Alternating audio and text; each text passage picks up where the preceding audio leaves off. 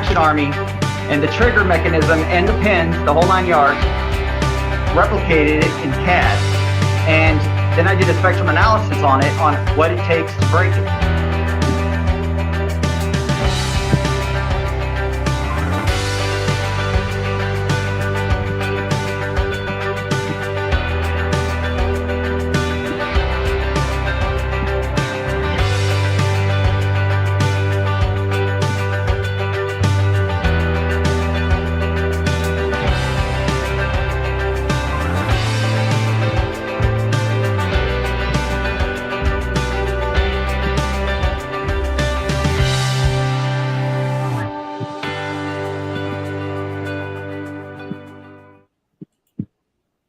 Hello, everybody. We are back and we are live. And wow, we already have a crowd in here tonight.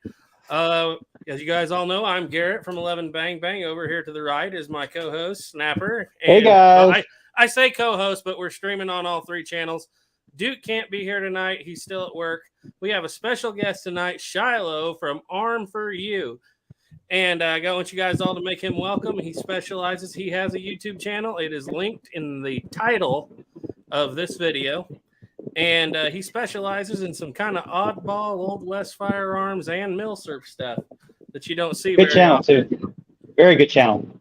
So let me go through here. We'll get to talking to Shiloh here. Let me go through here and welcome everybody. We have Stephen M. Mans here. Diane Houston's in. Franklin Horse, Oregon Outback. Louisiana Gray. Gunsmith 4570. Turkey Creek 1823 is in. Let's see, I said Oregon Outback, Rod's Vintage Guns and Gab, Guards of Logs, and that's pretty much everybody's in. Everybody's just saying hi. So if you guys have any questions, put them out there in the comments, and we will try to get to them as we go. But right now, let's get down here to Shiloh. Now, tell me, what is Arm for You? It seems to be kind of like almost a business type thing. Yeah. What does it stand for? So it stands for Armed Response Marksman, which is my business for firearms training. I can go down a rabbit hole with this. I don't know how far you want me to go with explaining everything, but whatever you want to do, go ahead. Yeah, we got time. Okay. So I've carried a firearm professionally for over 20 years. I started off doing armored transport back in 1997. Did that for about 12 years, and then eventually, my girlfriend at the time, was my wife now, told me I need to stop that job and do something else. While I was working that, I started, I went through an EMT course in 2006, and I put myself through a fire academy in 2007, 2008. Tried to get in with fire, but at the time, that's when everybody was being let go from their jobs, and money was hard to get at the time. So I wound up moving to another location. My wife had finished school. She's a veterinarian, finished Davis. She was looking for a place to settle. She wound up settling out in outside of Edwards Air Force Base area. I wound up following her there, and took a tour on base, and I saw the NASA personnel out there, and I asked them how to get a job doing that. So I was still trying to get in with fire department. I tried with Cal Fire and stuff, and got a couple interviews, but I did get picked up out there at Edwards Air Force Base with NASA for their protective services, and wound up becoming a patrolman out there, and then eventually a dispatch instructor. We're security police out there up until the end of 21 is when I finally left.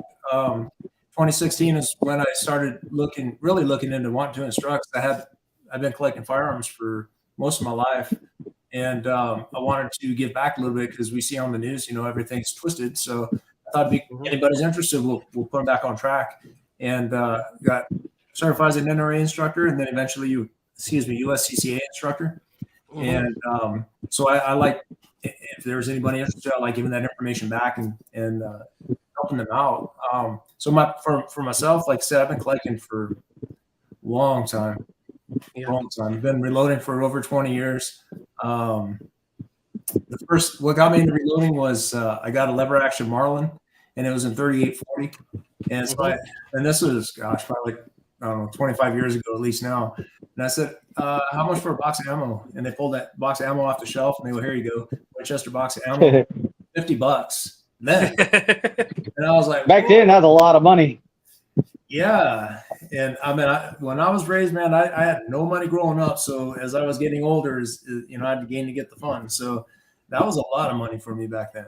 And it still is today too, for most people too. But yeah, that's what got me into reloading, and it just kind of took off from there. So if I get an old gun that is an odd gun, like I have I forget the year model off the top of my head, but it's a Star, the Mark II and 5650 rimfire. And I got that up and running, and with some help from some guys on YouTube as well. But I like doing that. I like seeing the challenge. Like, can I do it? Somebody did it at one point, and I enjoy that. So. And you do very good at it. Hey, Snapper, I'm getting a little rumbling, rattling sound on your end. I know I muted you. Hi, my fan. Hold on. Back and it fixed it. I'll go ahead and mute you right quick. Oh, like I did. But anyway, so I found that very interesting. And I found your channel, of course, in my search for 5070 information. And you were right there loading up 5070s and shooting the trap doors that, I knew about, but I hadn't shot up to about 6 months ago. And then I got down this rabbit hole falling down your channel, and we got into, we had strange Winchester rounds and 5070s and flintlocks and even an Evans. Why don't you tell us about that Evans? Because a lot of people here like that gun. Few of us ever handled one. Okay. Remind me about that, your 5070 trapdoor too, and I'll tell you a story about that. It's kind of interesting.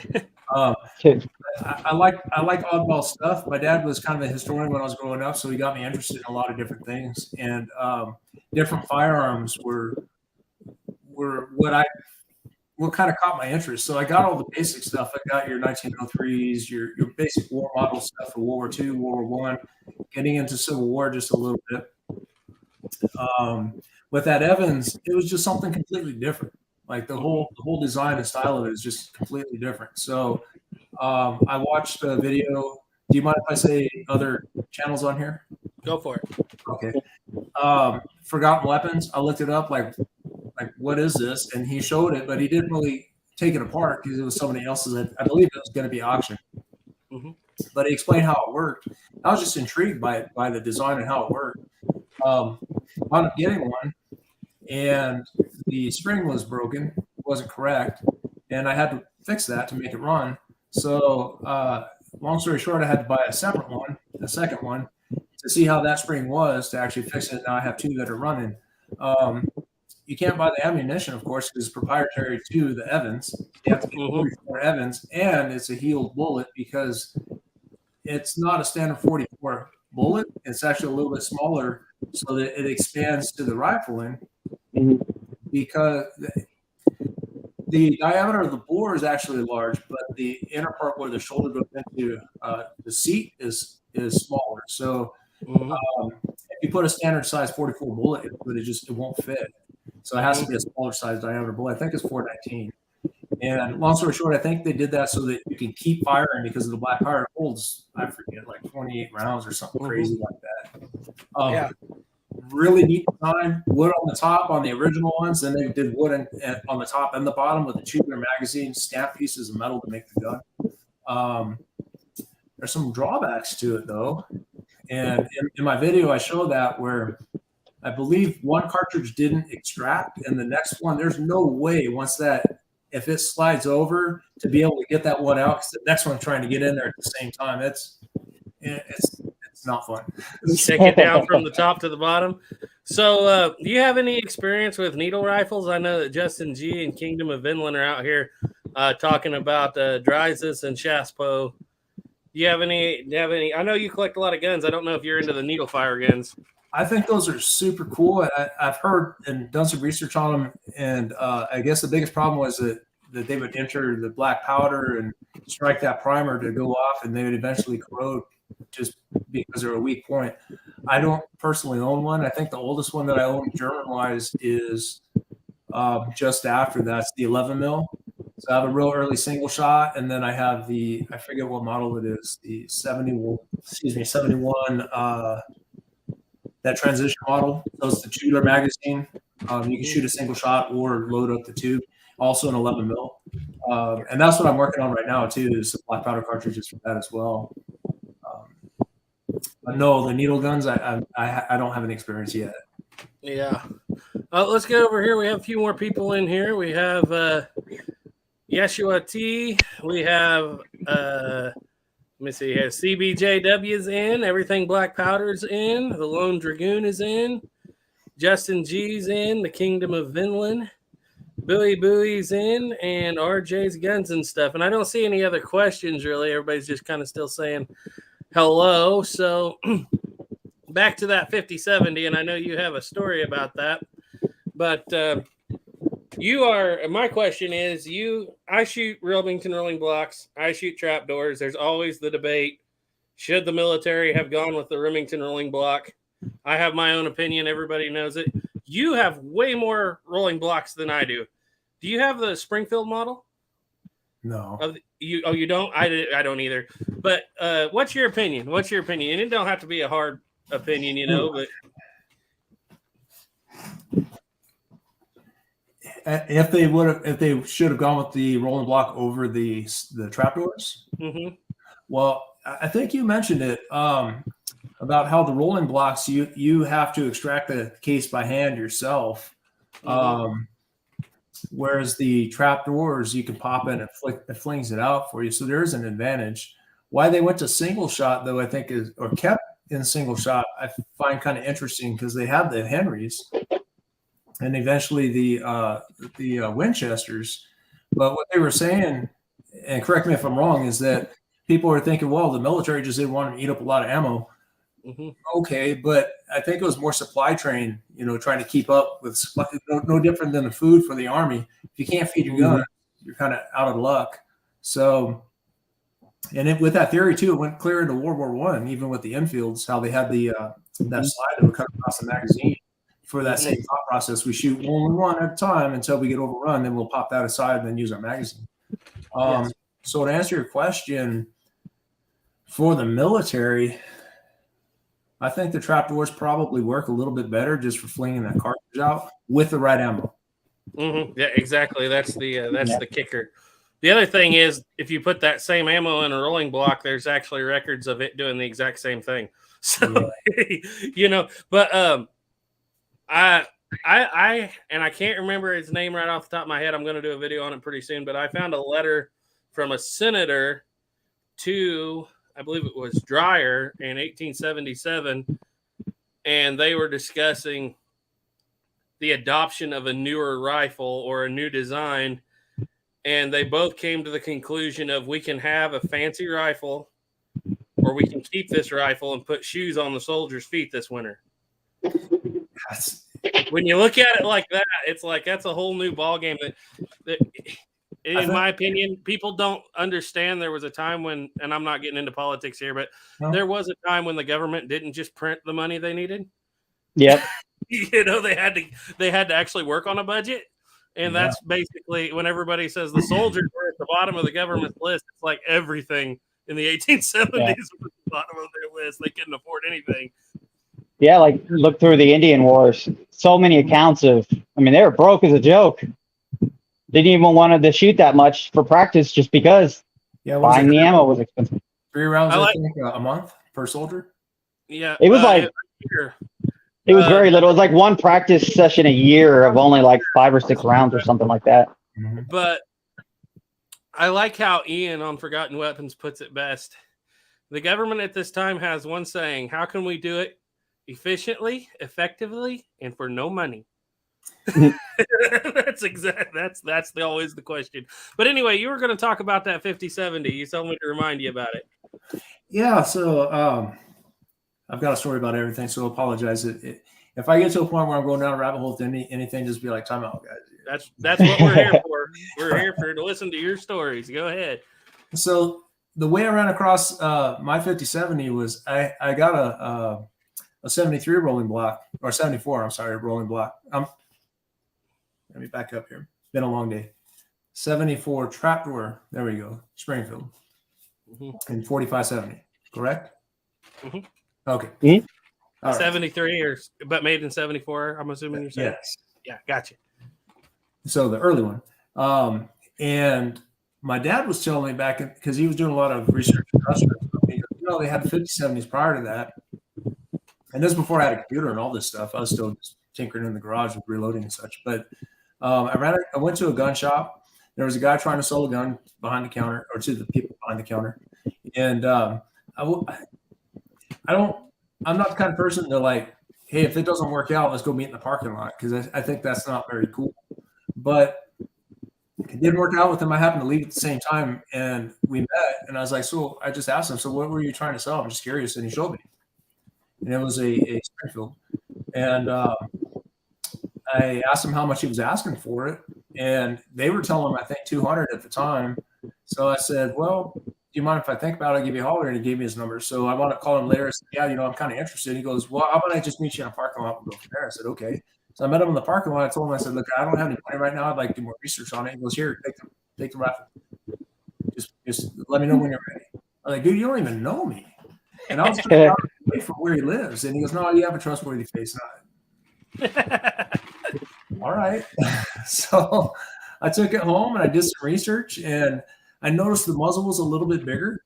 And I was like, I took that 4570 case, and I dropped it down inside the muzzle, and it went all the way to the base, the micro base. I'm like, it's a 50 cal. It's a 5070. I told my dad, I was all excited. I told the guy, I said, I'll buy it. I paid $450 for that.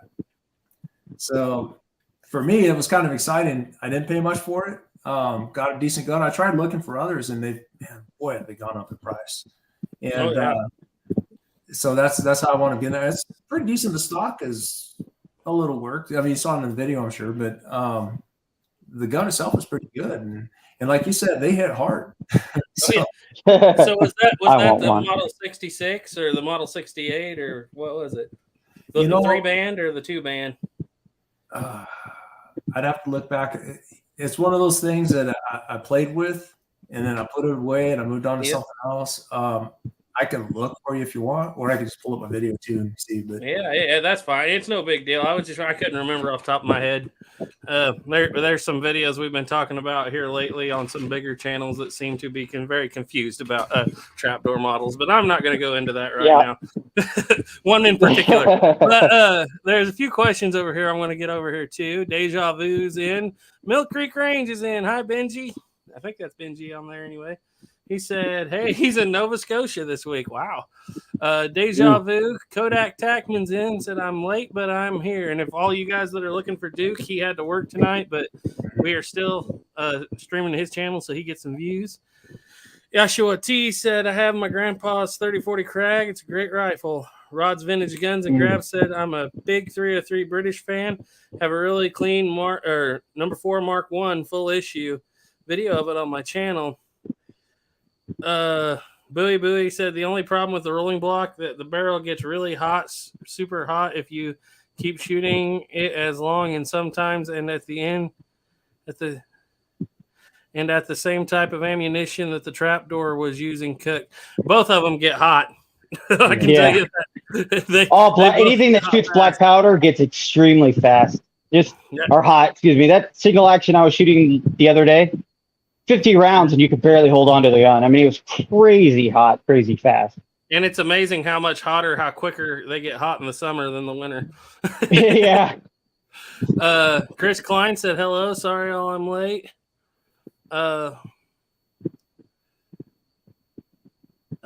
Justin G said, I think the best contemporary rifle is the Swiss.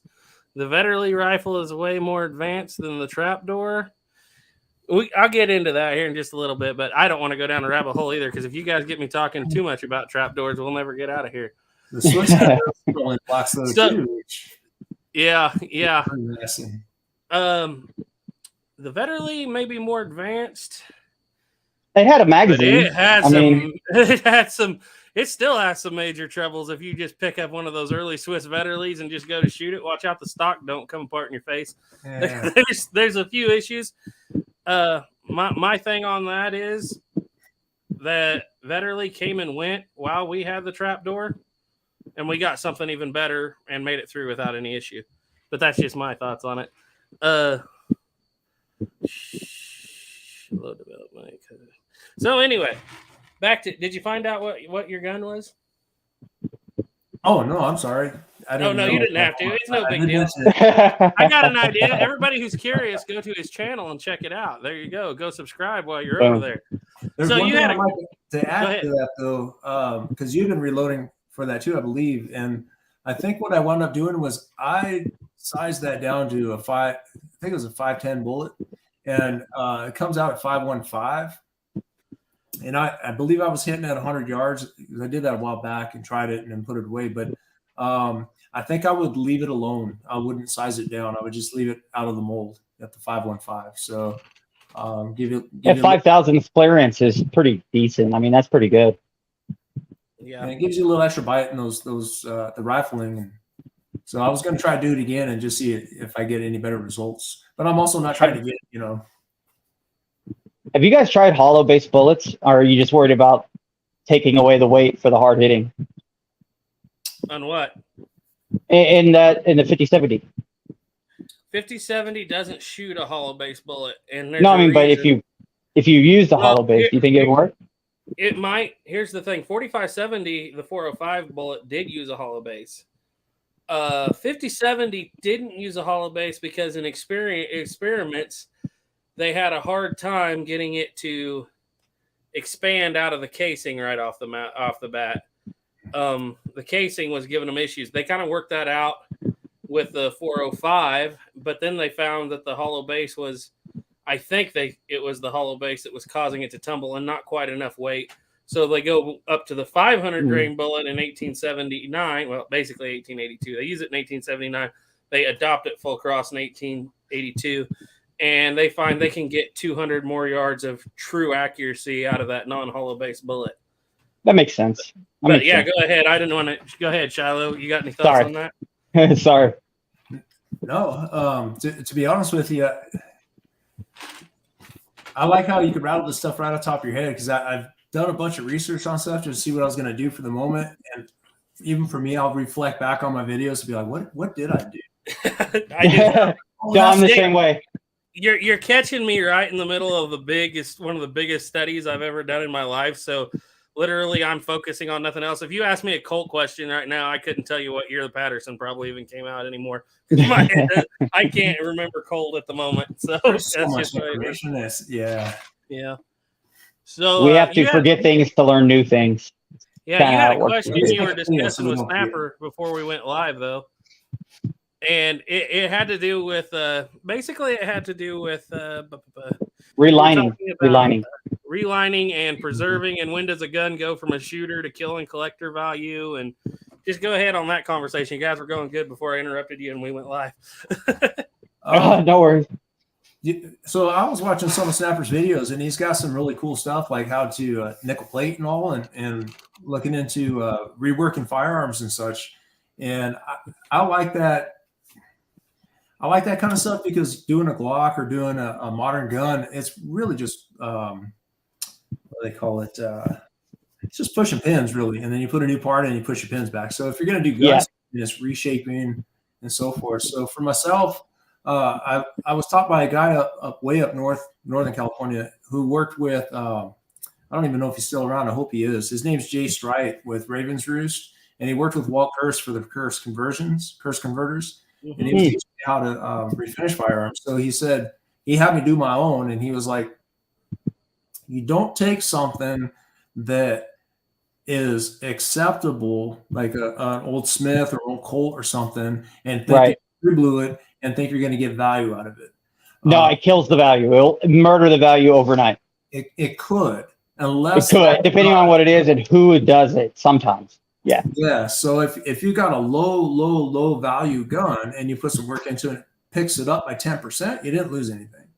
But if you have a family heirloom that looks like junk and you got your grandpa's picture with it, with that family heirloom, you leave it alone. And I was like, okay, so I learned a lot from him through that. So the question comes up that how far do you go if you're going to do something like that? And I got a lever action that's in 4065. I loaded up some 4065. And I took it out and I fired it at 50 yards. And I'm like, where's it hitting? This is bad. So I put a piece of wood behind it, fired into that piece of wood just to see, like, where am I off and how to zero this thing properly. And I started noticing keyholes. And I did clean the gun thoroughly before I fired it. And when I started looking down the barrel, I thought the barrel was just dirty until I cleaned it, fired it, cleaned it again, looked again. I'm like, okay, it's not.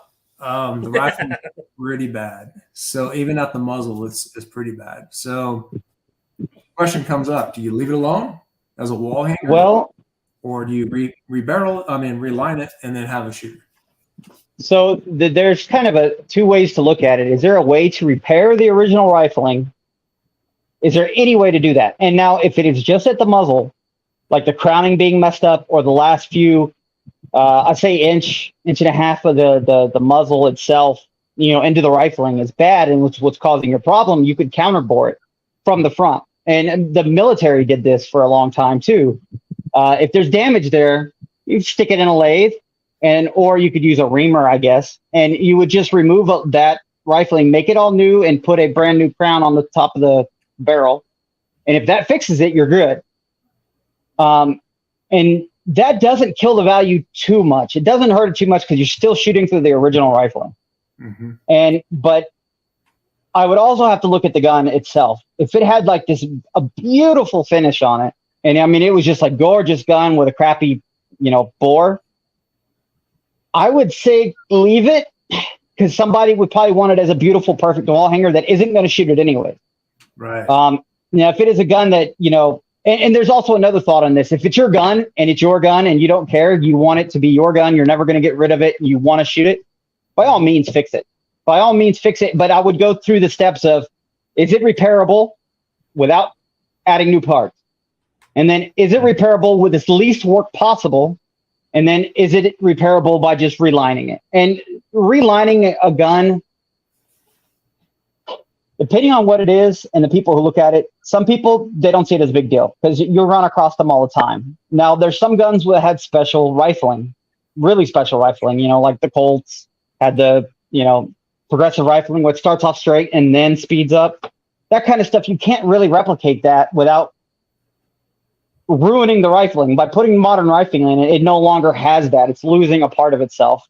Now, I've been looking for companies that can make those kind of barrels, because it'd be really cool if you could find a replacement rifling that is the exact perfect right rifling. Because there's ways to change out the rifling, like lining the barrel, and make it invisible. Like you could never tell it was even done by just TIG welding the ends and then refinishing it and sanding it smooth.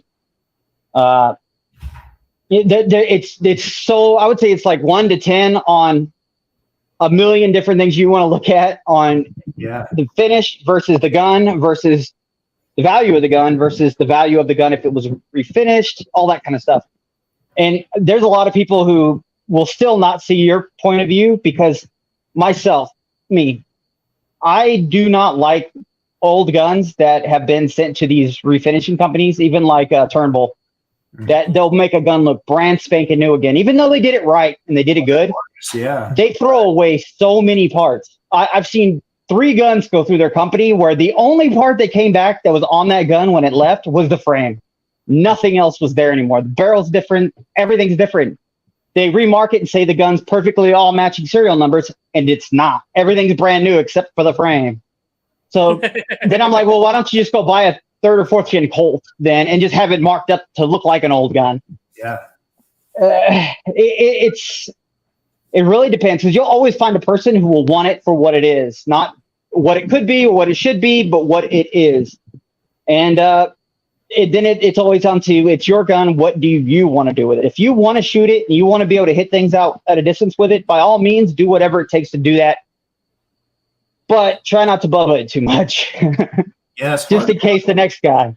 It's hard to find people that can do the work that you're looking for, I find too. A lot of the older guys are able to do it.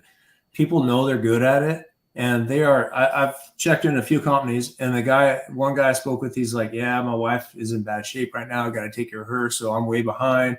Give me an email or something about 6 or 8 months. And I was like, whew, okay. Yeah. But he's also like 80 something. And he's been doing it for, I don't know, however many years. And they know how to do it right, like with what you're looking for. And they're also, at least I found with him, he was honest with me. He's like, well, I have a 3840 the same way, a different rifle. And he goes, well, we can line that one for you too. But the problem is that it's going to be in the pistol rifling, not the rifling. So there's another. Do I just leave it alone, forget about it, find another rifle? Yep. And for the cost sometimes too, if you're just going to shoot them, like I'm sure you're aware of Snapper that you get something old and it's just to know that it shoots is fine. You don't have to shoot a lot, just enough to know it works. I don't care if it's accurate at 100 yards. I just care that it goes bang, throw some smoke, and I can hit something at a fairly decent close range. Mm-hmm. And then something to beat up. Let's get a Rossi or something that looks really good, just like the originals. And exactly. Just play and have some fun. But those old guns, for sure, they have so many different calibers that are out there. It's wild.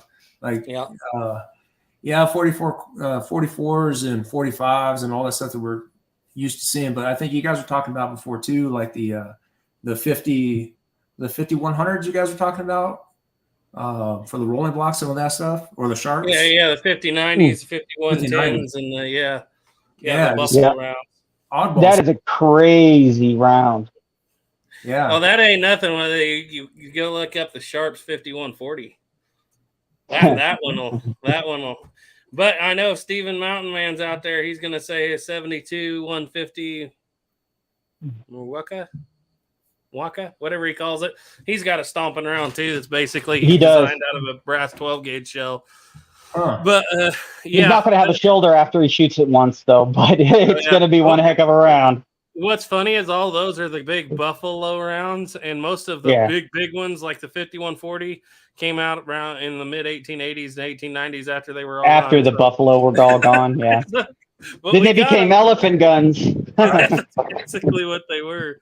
That's basically what you guys were talking about those Sharps and stuff, or at least on one of your videos I was watching, and the different calibers and stuff. And well, between everybody's watching, the three of us, on my birthday in June, we were up in Montana, and we were talking. I told you guys briefly that we went to go see Custer's Battlefield and stuff. Well, I want to go there so bad. Of all the stories, I'll tell this real quick. We'll get back to that. I asked my wife, it's like, you want to see any saddle replacements and stuff? She was looking up. She goes, well, hey, guess what? There's Shiloh Sharps just down the road, 10 minutes from where we were staying. There you go. On your birthday, on your birthday. Monday was my birthday. I went down there and I walked in. She goes, can I help you? And I was just like, I don't know where to even start. Yeah. So, long story short, I got to see all their stuff. Really, really cool. The lady behind the counter was super. I wish I could remember her name, to be honest with you, but she was really, really nice. Put up with me for however long I was there, and I wound up putting a down payment on a. They call it the Hartford model, which is very much like the Quigley model. That's where they got the idea from. With 45 110, because I was like, if you're gonna do it, let's just do it for the distance. You can shoot close, but shoot a distance too. And I know, like in the movie Quigley Down Under, he was saying it was an experimental cartridge for the time. But I just wanted to see how far you can reach and just have a little bit of fun with it. So that I don't know how long it's going to take, but I'll let you guys know. What did you say what was it chambered in? Did you say? I was reading the comments. 45 110, right? 45 110. Oh yeah. Oh yeah. And that's a Hartford model. So the Quigley model is the one with the buttstock that's flat, the military style, and the Hartford round. So has the crescent moon? No, it's shotgun style. The shotgun's back. Okay. Yeah, they had the shorter barrel. Man, that thing, you put it up to your shoulder and you swing it. It swung real nice. But I was like, with the 110 though, let's kick it out to 34 inches so you can get that extra barrel length to burn that powder. Burn all that powder. It's one of the things that gripes me because I've been studying these cartridges for a long time. I was studying the Sharp stuff, even though I don't technically have one right now. I was studying the Sharp stuff, long foot trapdoors, and it never failed. You'd go on a forum and somebody would be like, I have a 4570. What do you guys think about boring it out to, 40, 45, 90, 45, 110? And it'd be like just lines of people calling the guy stupid. Why would you ever want to do that? You can shoot smokeless and get just as much power out of a 45-70 as a 45-110. And I'd type in there. I'd be like, guys, that's not the question he asked. And finally, I contacted one of those guys, and he told me, he's like, yeah, I have 7 45-70s. I want one 45. Yeah, yeah. Well, why not? It's kind of you just talking about just brought that up. It gripes me because that big bore rifle cartridge is one of the most I want to say gate kept eras of firearms history. The big true buffalo rifle rounds once you get past 45 and 50-70, everybody else that has them is constantly telling people don't do it, even though they have them. And they enjoy them. Yeah. You know what I mean? And that's something I've read about. And that's a little rant of mine. You talking about it kind of brought it up.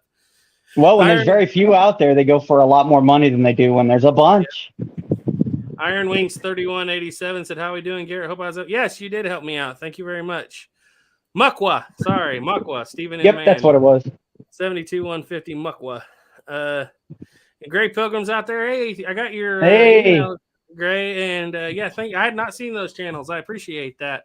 You sending me that. Should we talk about what we were talking about last night, Snapper? We got a little time here.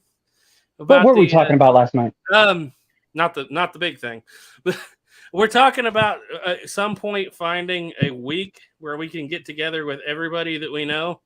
Oh, and yes. One day, yes. Every single day for 6 days, all the people that make videos that are watching us. And if you make videos, we want to take one day and call it, I can't remember what we're going to call it. Basically, take a week and every single day make a short video. Just tell people to go check out another history channel that is a smaller, 50,000 less subs history channel or firearms channel. We need to work on that. But I think we were going to call it Spread the Word, the week of Spread the Word. I think that's what it was, because we're looking at like the biggest problem right now on YouTube is the fact that any person who does what we're doing right here, they do not promote your videos at all. I mean, even Stephen M. Mann, talking to him, he has hardly getting any support through YouTube. Most of his videos don't even show up in my feed when he posts them. And I was like, what would be a good way to bypass the shadow banning? The best way I could think of is, what if we all made videos on each other and just threw it out there? And we want to kind of do it all like in the same week. So if we get 50 people putting out 6 videos in 1 week, 6 little shorts. And I don't know how it would work out for everybody. Some people don't make shorts. Some people don't like them. You just make regular videos. But I feel like we could really get around the algorithm. Get the word out. I think so too. I really believe that's a good way to get around the algorithm. Yeah. You seem to have been getting some growth going on down there, Shiloh. You kind of really going here lately, it looks like, a little bit. If you guys have helped or whoever's found that interesting, thank you guys. I really didn't do it to expect anything. I kind of did it just to see, like, I've been seeing other people do videos and stuff, and I was looking for certain things. I couldn't find them. So, or if they were out there, they were, I don't want to say old, but you can look back and see 4, 5, 10 years ago. But there's not too many for the stuff that we're interested in. Absolutely. And so I just thought, well, I've got a couple things, and if I can make it work, this is what I did to do it. If it can help somebody, great. If it doesn't, I'm sure you guys have seen it too, that you get hammered on for what you said. Yep. Like, oh yeah, absolutely. There's some pretty interesting, fun comment battles that we've been in over the years. Yeah. But honestly, the stuff you're covering, there's only 2 channels I know that cover it. One of them's you, and the other one's Dr. Darrell Shepard. Yeah. And people think that 11 Bang Bang and Snapper do obsolete arms. You ain't seen nothing yet till you go check out Arm for You. There's some obsolete guns on there now. Yeah. And he's got some really cool stuff. I learned from him too when I was learning how to do the rimfire stuff. Oh yeah, from Dr. Darrell Shepard. Yeah. Yep. I'm glad you pointed him out to me, Garrett. I actually like his channel, especially the little snapper in the beginning in one of his early videos. The little snapper in the beginning. I was like, yes, this guy has got my heart. There was a time when I'd be like, well, that's a cool gun, but it's in, 5650 rimfire. No way we'll ever be able to shoot it.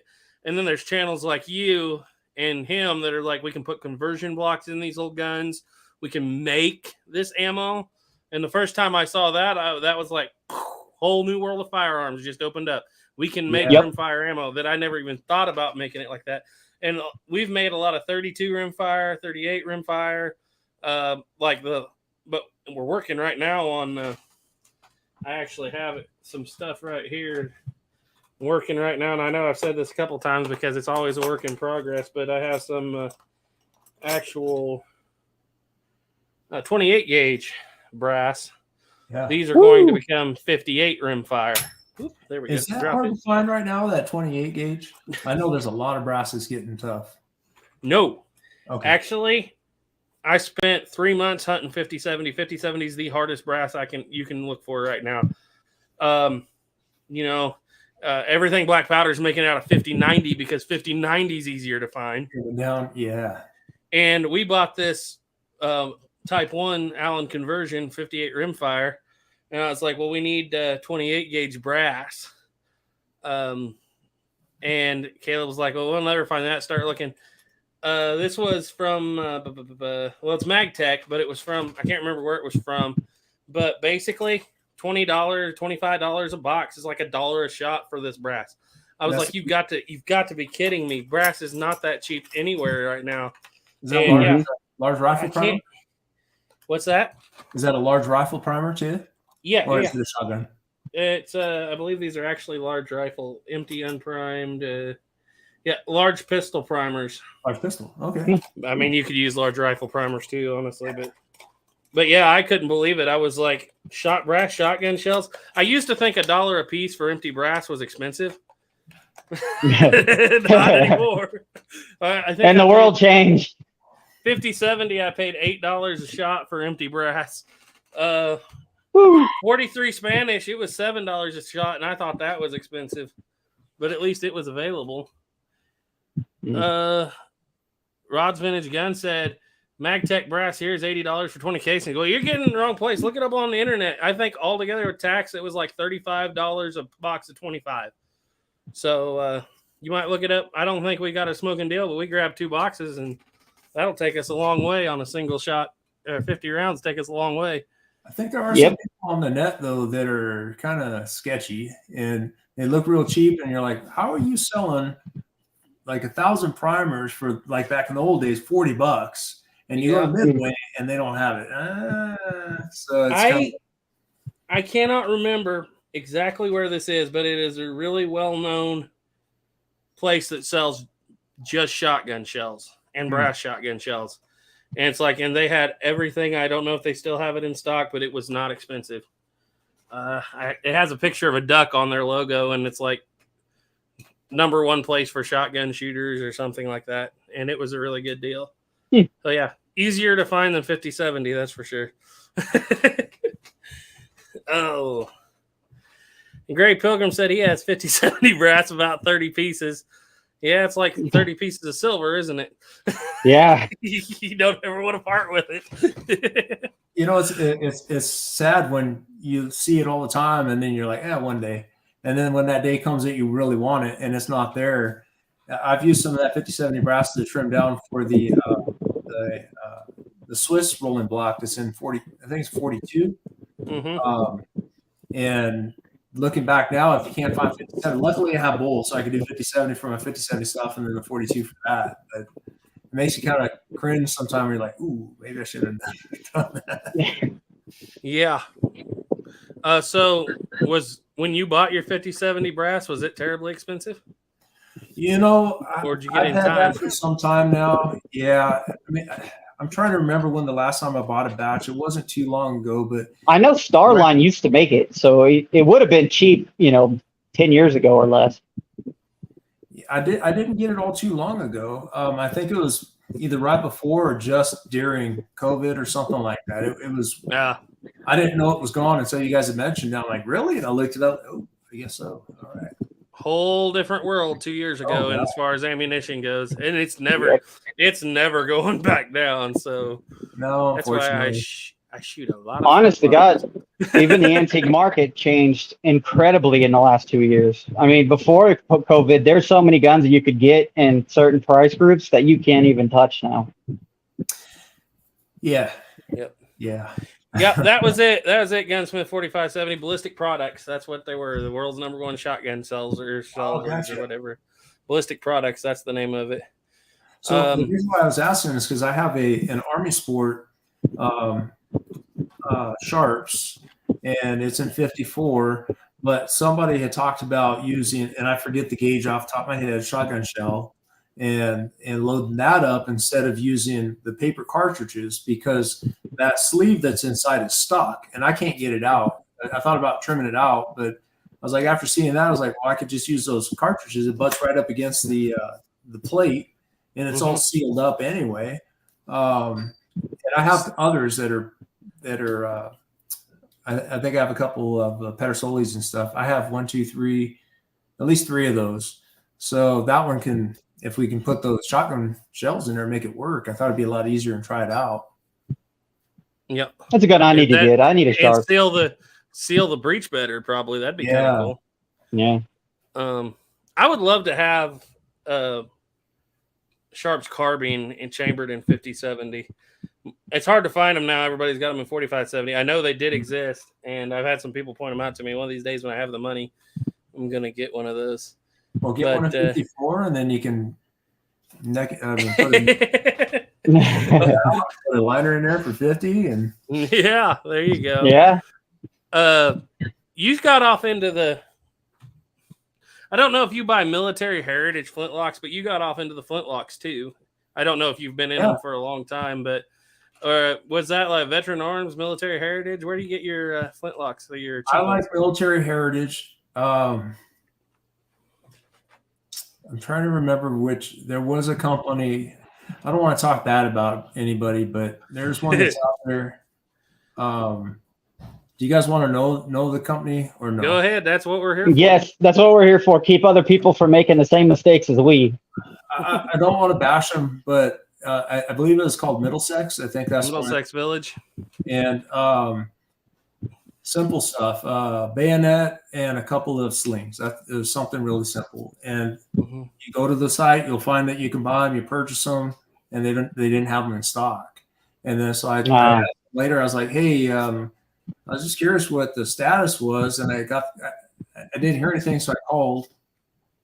And then it just sounded like as if like here, like if I was doing it here, which I don't have a problem with that. People are, working out of their home and stuff, but it was very kind of unprofessional in my opinion. And then I contacted him again. He goes, well, everything's handmade. And I'm like, well, I understand the bayonets are because they're from India, but if you don't have it, you don't sell it. Like exactly. Yeah. Yeah. But he was saying there was a list that he had and stuff. And so I wound up having to contact the credit card company and say, no, because if you don't have it, you don't have it. And I'm patient with people that are making stuff, but how hard is it to cut a strip of leather?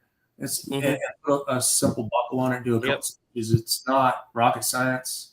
Yeah. And I get people don't advertise it and sell it if you don't have it. It's the most frustrating thing in the world. Yeah. Yep. So or at least let people know that this is a custom item. And it say there could be a serious lead time. I mean, these things are not hard to do. It almost feels like they kind of trick you in a way to buying it because then they know that, most people, once they buy it, they won't back out. They'll just like, screw it, I'll wait. This hits near and dear to my heart because we have a schedule. Like we have to turn out a video a week. And it's like, I've got my videos planned out for 2 months. I have to have it. And you're the only people that supposedly got it, or you already took the money. Yeah. And then you call me and tell me it'll be 2 months. And I'm like, but I have everything else ready to go. And I need that one thing. I get it. I guess it's business, but it is very, very frustrating. But even for me, like if all it takes is cut a couple strips of leather and like, hey, we got your slings, at least you can make some money for yourself that no one's going to complain about. And the rest of it, you're like, it's not on me. It's in India. I apologize for that part. But even then, just don't advertise that you have it if you don't have it. Yeah. So to answer your question, I like the military heritage. I've dealt with them for, let's see, 1, 2, 3, 4, 5, 6 at least. You guys are going crazy with it, and I'm like, I'm kind of jealous because I'm like, it's me by myself, and you got your brothers, and I'm like, that's all of us. Trust me, I feel the same way. I feel the exact same way. It's like, man, I wish I had 3 brothers right now. Right? And even doing the videos, it's so much. It's tough to do by yourself because it's trying to come up with something that you think is going to be interesting, and you take the time to put it out there, and you're like, okay, cool, I got that one done. And there's still a lot of stuff around, but the time to do it is So You know what the strangest thing about YouTube is? I'll make a video on something that I think is going to be like, oh, this is going to be great, and it flops. And I'll make a video that it's like, oh, I'll just get it out of the way just because, and it's not a big deal. It's not a big thing, and then it blows up. yeah. Yeah. So real quick too, and I'm sorry, Garrett, for cutting you off. Good. So I did the one. Shoot, I can't remember the name of it off the top of my head. It's that single shot. The single shot black powder gun that I have from it's Civil War era, but it's not Civil War. It's modern made, where it falls forward and you have your brass cartridge and you just put the powder in it. Put your shot. Was it your Gallagher or There your we go. Smith or Gallagher? Yeah, you have the Gallagher. Yeah, And it's got the hole in the back, so it's you just put the powder, you put the bullet on top, you drop it in there, and you use your primer and then shoot it. There's nothing really whiz bang about that whatsoever, and they yanked that. It took off like it took off, and I was like, "Whoa, that's kind of cool." they did. They took it clear down. They pulled. They said manufacturing ammunition. So if I disappear, you'll know why. Yeah. Oh my goodness. So Well, when was this? this was not too long back. I'd have to look, to be honest with you, to give you the date. Well, but was it around last November? I don't Last remember because I'm not real regular with my videos. Yeah, But we I put got- on UG YouTube also for the Mhm. Utah Gun Exchange. It's on there too. So I was like, I redid it. I was just like, hey, I'm not trying to clickbait you guys. If you want to see the whole thing, it's there. But here's the rest of me shooting it at least. That's ridiculous. We had Okay. it was last June. It was 4th of July last year, but I didn't get the video released till August. I had Noah, who's my brother, shooting a flintlock. That's funny. That's so And fun. I know it's bad. It's horrible they did this, but it's 18. funny. He was 18, and they gave us a strike for a minor in a dangerous situation. Oh no. I wrote him back. Yeah. He's over 18. He's not a minor. It's not a dangerous situation. I can tell you gun channels right now, but I'm not going to, where they have little kids that shoot guns all day in safe situations. This was safe. He's not even a minor. No answer. That strike, it's a warning the first time. It's still a strike because you technically get 4, you get a warning and then 3. Warning never goes away. That thing is still on there every time I open up every time you open the dashboard, that warning's right there and it will never go away. And you can email and email and email till you're blue in the face and they will not answer you. Well, my first warning strike I ever got was because I changed my name on my YouTube channel. It used to be The Wild Snapper. I changed it to Snapper, and it says I'm selling firearms.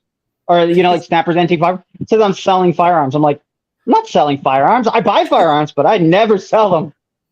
Yeah, where's the dollar amount there? Okay. Yeah. You're not even getting paid to do it. So It seems like it got better this year, Hmm. but I don't know. We've had a couple of strike scares on different things, and it's like, it's not like, not that you shouldn't be able to, but we're not going out there and blasting off 500 rounds through an AR-15 every video, It's like, this is minimum what we're doing. And it's like, you should be able to do whatever you want anyway, but it's like, we're like at the very bottom. Why are you guys picking on us? yeah, Probably because we're not making you enough money would be my guess. of all the fearful things to be concerned about too, A Gallagher carbine. yeah. Yeah. I don't know. Yeah. That's But that's ridiculous. Some of that stuff though, like I have on my channel, like the 351 WSL, that one I like old firearms anyway from the 20s, or I have my CNR license and stuff, so from on back, and even the antiques and such. But you can see like I'm sure both you guys are aware that the 1700s and the flintlocks up to the 1840s into the 1870s. That's not a whole long time period, but they went from the flintlocks to the cap and ball, and then from the cap and ball they were like, well, we have cartridges too, 2 cartridges, and then black powder all the way through to like, well, do we really still want black powder to lean into like white powder, but it's still kind of to black powder pressures. Yeah.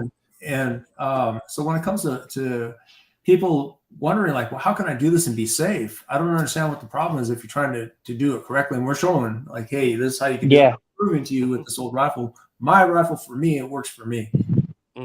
You're a different story because I don't know your rifle. I don't know if it was done right or messed up or what, but for my stuff, it's fine. So The 350. I don't know if anybody poured H110 in your GoX can or not. Right. Yeah. Yeah. That is a good point to make too, is the fact that you think that the education of saying, hey, this is how you properly do it safely would be promoted.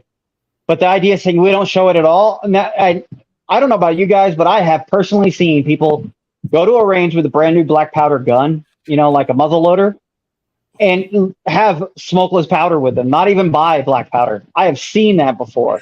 And they didn't even know you had to put black powder in it. Like, straight up didn't even know this. I mean, they're pretty dumb, but you think that the education and the process, you would, A, one, want to learn it yourself before you jump into that stuff. But B, I think it would be promoted on the fact that, hey, this is how you load this cartridge safely. You think YouTube would say, that's a good thing, instead of just letting somebody figure it out on their own. Mm-hmm. Yeah. Well, Snapper, haven't you ever tried to put smokeless in a black powder firearm? I would do it with a replica, but not an original, no. I would have tried when I was younger. I'm not going to lie. I would have probably tried, but I never have done it personally. I won't boldface lie to you. When I had muzzleloaders and cap and ball revolvers when I was 8, 9 years old and ran out of powder. And I thought, well, wouldn't it be just pretty good to pull the shotgun shell, pull the BBs out, drop the shotgun shell powder down the... And I'll tell you something. It worked for about 4 rounds. Yeah, I bet. And then Snapper... 25 years later, Snapper has my Remington cap and ball revolver. Is that the gun you shot that out of? You know, oh my God. that came to you without a cylinder? Yeah, that was about 25 years ago. When that gun is pretty much done. I just got a nickel plate. Don't do it ever. Don't do it. It's dangerous. But I also have to explain to people I didn't have TV, I didn't have internet, I didn't have access to the books. I had relatives who had told me not to do it, but dumb old uncle up there shooting, he don't know what he's talking about. What does he know? Yeah. He never explained to me that a piece of the cylinder might come dislodged off, It works in my shotgun. Why doesn't it work in this? I have really wanted to go out and buy an inline. Just to blow it up. Yeah. Or just to say, hey, how much can this take? Like, realistically, how much could this thing take before it becomes a pipe bomb? I think Iraq veteran 8888 did that. Mm-hmm. I think he did it on something. I forgot what it was, but and he tried different ones and overcharged it and did all kinds of stuff for science. Mm-hmm. For science. Yeah. And Rod's Vintage Guns brings up a point. He said, I've loaded smokeless in my model 7184 Mausers, never had an issue, kept the loads respectable, worked them up. That's if you know your pressures and you understand the PSI your gun can handle. That's good. Don't Elmer Kiss did it with revolver and load it to the top like you would with black powder with a shotgun powder. That's not good. Let's be honest. You can make it possible. It is possible to do if you really stick perfectly with the math, using math to figure this out. It's not smart, but it's possible. Not safe, but it's possible. And what he's talking about is guns of the era, right in between, early, right in that area. That Winchester behind you has shot a number of cowboy loads smokeless through it, and it won't. I know. I don't know that it's rated for it, but it's not going to hurt that gun, in my opinion. And I've done it, and it's still there. I've gauged that thing. It's actually in really good shape. Like that barrel, it's in good shape, actually. Oh, that's good. Yeah. But, you got any thoughts, Shiloh, on smokeless and antique firearms that not muzzle loaders? Because that's what people don't understand. When you talk about muzzle loaders and you try to fill it to the capacity that you would with black powder, that's when you get in trouble. But buying a Black Hills ammunition and shooting it in, you can do it in a trapdoor. A lot of people don't understand that. It will handle most of that. But I don't know if you think it's a good idea or not. I was just gonna say because you're doing trapdoor stuff right now. Now, I have said stuff before, and I have been corrected by watching you guys and also Everything Black Powder. For example, making sure that black powder is compressed and all that, because that's what I was told when I was young. Make sure it's compressed. If you don't, short starts and bulge your barrel. Yeah, it's crazy stuff. And I've regurgitated it too, and then I saw what you guys are doing. I'm like, okay, you learn something new every day. And I spent common sense will tell you that the ball the pressure's got to go somewhere, and it's not going to go out the side of a cylinder unless whatever's in front of that cylinder isn't movable. Like there's so much there. It has to build too much pressure to bust. If it's just a lead ball that's lightly seated, it is not going to blow up. It's going to push that ball out. Mm-hmm. It's common just math, and yeah, it's not that crazy. But it is not smart because you get somebody who will do something differently, and then it'll blow up and kill themselves, and then everybody's going to blame you for it. So, yeah. So going back to what you're saying too, with the trapdoors and stuff and smokeless, I don't think people quite understand sometimes the metallurgy too. It was different then than it is today. So we have harder steels today, but they rust easier than they did back then. But it was softer back then. So if you're putting hotter loads through a trapdoor, for example, they're not real strong actions, and you can jack up the pin that goes across for your door. If that door gets loose, you can have a lot of problems with that too, or just ruin your gun for what? So right. If you're shooting cowboy loads or low pressures, like you're saying, with modern powders within that pressure area that's safe, I don't see a problem with that. I mean, isn't Pyrodex technically a smokeless powder? I mean, it smokes, but it's a modern-ish powder, right? Yeah, it's not the same. That's why they can sell it in everywhere. Yeah, that's why they don't. Yeah, because it falls under the same category as modern smokeless. I believe it's flammable and not an explosive in their mind. Like black powder is, because I know black powder is considered an explosive. Yeah. So I'll tell you, we were talking about whoopsies. I went to a Civil War reenactment. I had a .42 musket, and I thought, hey, I got some Pyrodex. I'll make some cartridges. And I made those cartridges, and all you do out on the field, we don't use the ramrods because they're projectiles. So you bite off the tail, you pour your powder in, you tap it on the ground a couple times, and you shoot. I didn't know there's rules and all that. I just fell in with the guys. Hey guys, I'm here. All right, cool. We'll check your rifle. Ping, ping. All right, you're good. Your rifle's not dirty. Let's go have some fun. But the Pyrodex, actually, it was in their gun they were letting me use. I didn't have mine. I'm sorry. It was an Enfield. So the Enfield's not working. And they're like, what is going on? So we were doing actually an evening battle, so it's really cool, sparks and stuff. And they're like, why is this thing not firing? They're playing with it and working with it. And they're like, dude, what are you using? I said, well, I got Pyrodex RS. They're like, it's against the rules. It doesn't work the same. It has to be compressed. So the black powder, you put it in there and poof, and you get some awesome, sparks and smoke and all that good stuff. But yeah, no Pyrodex. Yep. Can you tell us about your time as a reenactor? I have always wanted to do that. I mean, that is something I really want to do at least once. Well, sure. So what got me started in it was close to where I used to live. There was some guys that had some artillery. They had cannons, and so they said, "You want to shoot the cannon?" Well, yeah. That's how they hook you. So you get to shoot the cannon once. They say, come on out. If you need a uniform, then we'll suit you up until you get your own gear, and you keep doing that. So it takes 8 guys to fully run a cannon. And we've run them with 4 before and 3 even sometimes. And that's a lot of work, but it still gets done. But it's a lot of fun. It's a lot of fun to be able to do that.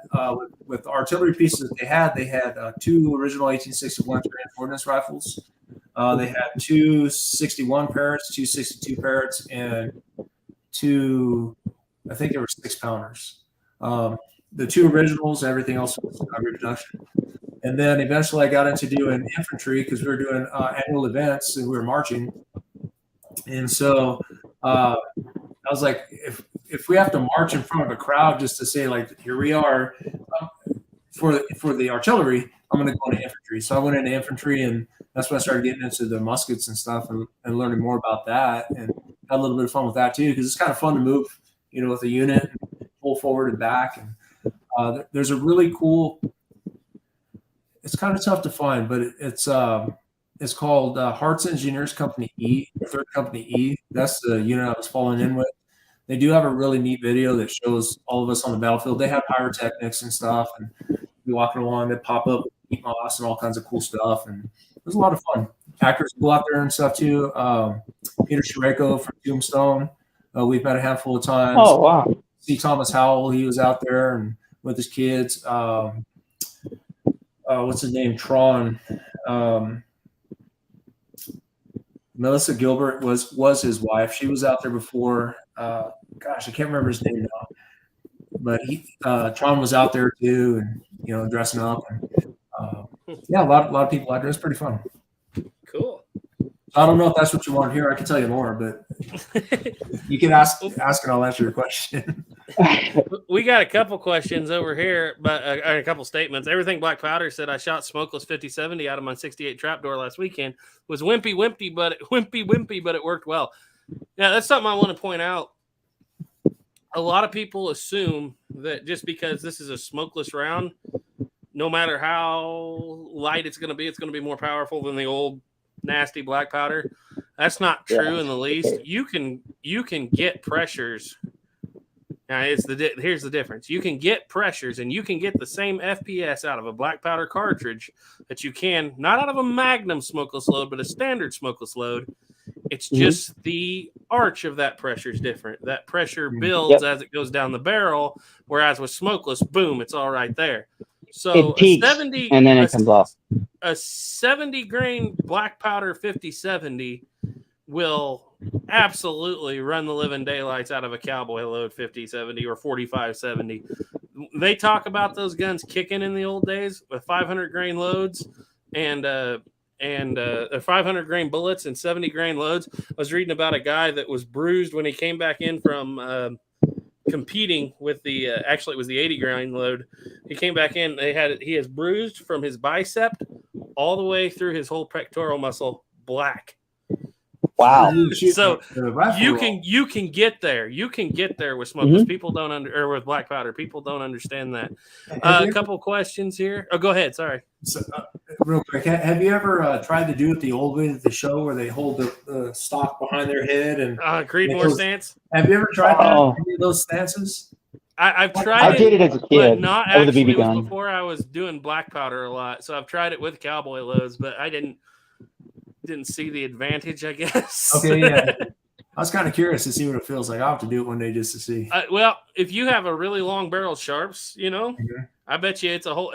And the whole thing is because you're using for that long range, you're using that way high, your tang sight way up high. I imagine that's what it is because it is easier to get your eye up higher in that position than whereas when you're trying to shoot like this. And I've actually seen guys put the stock under their arm to be able to attain that level of eyesight to reach out to 1,000 yards. So that might be, in my opinion, why they do the Creedmoor stance. If that answers your question, I don't know. Yeah. And it seems to be a really stable position. I mean, you're laying on the ground. So. This one's for you, Snapper. Uh-oh. AR Gun 1776 asked you guys into single action armory revolvers. Never heard of it. Actually, believe it or not, every single one behind me is a single action except for the double action right there. And those are all originals. Everything back there is original. Like there's nothing. That's the 91. That was made in 1891. This one's made in 1880. That one's from 82, and that one was made in 61 and converted sometime in the 80s. It's a 51 Navy that was converted. And then I got the double action 1877 on the top of the clock. But Snapper doesn't like single action armories, guys. Nope, I've never heard of them. I have a severe addiction and weakness to the single action army. Every time I find one and it's in a reasonable price, I end up about a week with bruises from the wife with a new gun. Yeah. We got a question here from Justin G. And guys, sorry, I'm kind of just skipping through here looking for questions. I'm reading all your comments, but we're having such a good conversation here. I don't want to break it up too much. But Justin G asked, any advice on semi-smokeless rounds? And I think he's talking about the Milsurp rounds. He's not talking about like what I think. I think of semi-smokeless round. I think of a duplex. But I believe he's talking about Milsurps. You got anything on that? Because you're a Milsurp guy.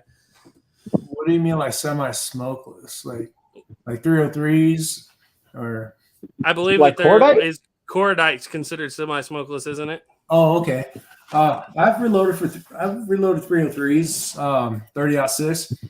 I think Cordite's kind of a trip because it's like spaghetti noodles, and it's all packed down in there somehow, especially on a bottleneck case. I don't know how they did that, but or semi anyway. I'm not quite sure how to answer that because I've messed around with 8x56R. Messed around with the there was one that I had that video on too. Darn, I can't think of it off the top of my head, but I've done like 30-06, 303. I'm going to be doing some 7.7 Jap soon, some 8 mil. So it can be done. I'm not sure the answer you're looking for, but it can be done. Most of my military stuff I try to load for anyway. They're not going to be like as hot as military stuff because I don't want to beat myself with the gun up, but it can absolutely be done. Yeah. Go ahead. Go ahead. Sorry. We talked about it last night. I built a 1918 BAR. It's an Ohio Ordnance Works receiver and semi-auto, but all the rest of the stuff's mil specs, mil stuff. It's got a 1918 Winchester barrel on it, and I've loaded 30-06 for that, and we've went out and played with it too. So, you can definitely make that stuff work. Yep. Okay. See you later, Turkey Creek 1823. And his question actually said I was mixing smokeless and black powder. Yeah, see, I didn't understand.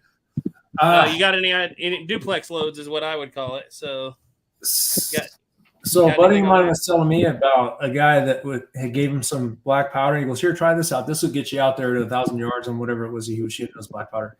And he was looking at it, and he fired a couple rounds. He goes, "Dang, this stuff is hot!" And he pulled it apart to look, and he realized there was IMR 4895 in there mixed with black powder. Mm-hmm. It's not good. People that do it, I wouldn't do it. I don't even mix Pyrodex with black powder. But I'm just stupid like that. I don't like mixing anything together. Some people talk about doing it just to. I guess the idea is to use less black powder, which go into my little rant here again. There would be a lot more black powder around if everybody just made their own. That's my I know not everybody can. I don't know enough about the science of both of them enough to mix them to make it safe enough for me. So I agree. I don't know the science too well. I know people that mix Trail Boss and black powder and get along pretty good. There are some guys that will claim, like out of the high-end Sharps rifles, they will work that mix until it's better than straight black powder or straight Trail Boss. They will get that. They spend, a year getting that burn rate in their rifle length just right, for that twist. And I guess, but since I'm not into that, I don't know. I never saw the point really. If you got black powder, you have black powder. If you have a substitute, you have a substitute. But when you get into things like mixing a true smokeless powder with black powder, that to me, that just is asking for trouble, in my opinion. I kind of think it depends on the type of person you are too. I think that the three of us are shooters. If it shoots out to what it's expected to shoot comfortably and safely, I'm happy with that. I've got other rifles. I've got an Ashbury and 308 that it can shoot like this at 100 yards all day long. I have a 416 Barrett. I have a 338 Lapua. I have 300 PRC. If I want to go play for long range, I'll use the modern stuff and just stick to what the science is behind those rifles. Mixing smokeless and black powder, if I only had that gun for that specific reason with people that did research on that, maybe I'd go down that route, but I'm not one of those people. So I think if you're the kind of person who is comfortable, one, doing it, two, you actually know what you're doing. Yeah. Like, you know what to look for, you know how to do it properly. Like, you can't be stupid when doing it. You got to really be on your game and knowing what you're doing. If you can do those things, if you know what you're doing, you could do anything. You can go make a nuclear generator in your backyard if you know what you're doing. But I feel like Snapper, you could do that. Let's just say my electricity. No, the way I see it is I hate telling people to never do something, because there are some amazing things us weird bipedal humans have done by just being crazy enough to attempt it. But you, as long as you have the intelligence, the fortitude, the background, and the knowledge, by all means, and you're safe and you feel safe doing it, and you're comfortable with the consequences that can come with it as well, by all means, I'm not going to say not do it, but I personally don't feel comfortable doing it. But if you are one of those people, by all means, man, do your thing and share your data with everybody to let people know what's possible and what is being done. But I just don't feel comfortable doing it. I agree with Jake. Mixing Pyrodex with black powder is sacrilege. It's called Holy Black for a reason, you know. Yes. Gray Wolf said sometimes slow rifle powder was sometimes mixed to ignite larger charges of black in large cases. That could be. I'm not an expert in artillery pieces by any means. You know, it's funny. That's backwards actually in artillery. The black powder is only there to light off the modern powder, because black powder can ignite. It's one of the few things that because it explodes, it ignites instantly. And modern powders, they burn slower. So yeah, the black powder is only there to ignite the modern stuff. Yeah. And I only bring it up mixing the Trail Boss and there's a couple of other ones because there are guys that do Sharps rifles competition shooting out there. And I know, I'm not going to say who exactly, but I know them through forums. I know them through YouTube that swear by a true duplex load. Usually it's Trail Boss, not Pyrodex. Nobody wants to shoot Pyrodex because it's so corrosive. But usually if it's a Trail Boss and black powder, and the main theory of it is when it's in the way I understand them doing it, they're not stacking one on top of another. They're intermixing them. And don't do with this what just because I said this is my understanding. I've never tried it. And they're getting that burn rate of black powder. They're not getting a full Trail Boss burn rate, but they're getting that standard black powder up to a little bit more pressure so they can throw that big heavy slug just a little bit farther. And so, that's the way I understand it. And I might be completely wrong on that, but that's just my understanding of the situation. Yeah. Stephen M. Mann said, before Pyrodex is evil. Yes, it will creep up on you and eat your firearms. It's Satan. No, some people like it. I don't doubt anybody. I don't hate anybody that uses it. It's one of those things I used when I was 10, 15, and then when I realized how much easier it was to clean up true black powder, I quit using it. Yeah. I think everybody starts out with it, and there's nothing wrong with that because it's available. Mm-hmm. Did you start with Pyro? You obviously said, you started with Pyrodex, didn't you? I still have a bunch in there, to be honest with you. My dad had passed away, and so I inherited all his stuff, and I still have it. I'll be honest with you, if it's there, I'll use it. But after I talked to a buddy of mine that lives up in Montana, and he taught me how to make black powder at home first. And then I was watching you guys and like everything black powder. And I was like, ooh, there's a little bit more you could do to increase certain things. You guys took me down a darn rabbit hole that, man, I come back for all the time. Like, there it is again. But it's all your fault, Jake. No, thank you guys. Thank you guys for doing that, because I went out and got the 2-ton press and all that. Now, mind you, it's a Harbor Freight one, so it was leaking anyway. So I probably have like half a ton being pressed on it. Mine too. But it's enough to where I measured it, did all like you guys said. Can you weigh it versus newer stuff and see about the same on the scale? And I noticed that I ran it through once. Now I'm also using pine, so I made charcoal out of pine bars and stuff and crushed that all up. So my results were, I pressed it down once, and for 70 grains weight or volume, I got 60 grain weight. Pressed it a second time, and I got up to 65. So I was like, it's true what you guys are saying. I don't know if I should do it a third time. I was like, it'll work just for fun. I'm not trying to shoot it 600 yards away, so not yet. Maybe when that 45-110 comes. I think I'm over compressing mine, because when I lay out 40 grains of high volume, I get like 46 grains of weight. I'm putting it in a 60-ton press, and I'm pressing it so much that the die is expanding. Like a die with half-inch thick steel walls is expanding. Pushing out. But I mean, those parts are hard to break. I would like to make it like you, Snapper, but I could not imagine the time input to make those smaller pucks. That is the problem. It does take a long time. Yeah, and that's what I try to explain to people, and they're all like, well, when Swiss comes back, just start buying Swiss. And I have to explain to them, between 3 brothers, 2 uncles, about 8 cousins, and 6 nephews, we burned 55 pounds of powder in less than a year. And like you realize, A lot of that's money a in Swiss. really, really, really nice trapdoor rifle right there in money. Yep. But, There's a yeah. lot of things you can buy really nice with that.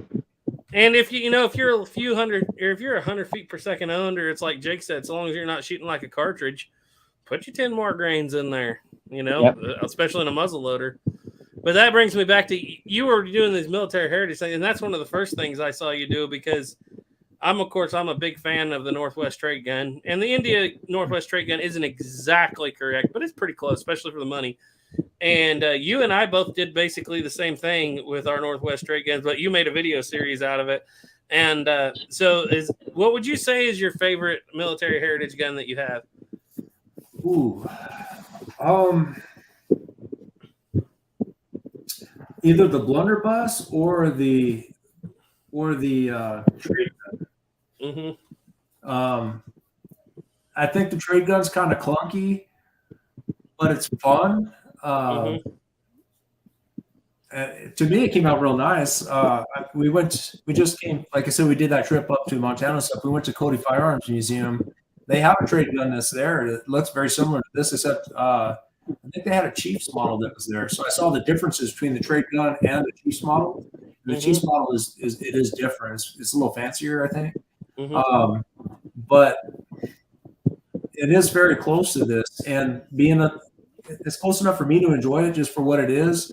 And what you guys did to yours too, browning it and stuff. And I have a niter pot, so I just nitered my screws, nitered the power glued the trigger and stuff, and it popped a little bit more look wise. But for shooting it, yeah, okay, it's a little slow. But if I want something fast, I got my modern stuff, and going out there and having fun with it, it's fun. It hits hard. Yeah. Yeah. The one thing I'll say is on the India made muskets, especially for military heritage, and a lot of people don't understand this, they differ from company to company, even amongst themselves. The ones from military heritage, their military firearms are like spot on, like closer than Pedersoli to originals. And we actually have a whole video on that, because Ethan compares we have an original Brown Bess, we have an original Charleville, and we have both of those guns from military heritage, and we have a Pedersoli. Turns out the Pedersoli was thicker in the wood than the India made guns. And all in all, weight and everything and measurements, the India made military guns were closer than the Pedersoli. Not the case with the civilian guns like the Northwest Trade Gun. Okay. There's a little bit too much wood on them. Now you could trim it down. You could do a couple other things.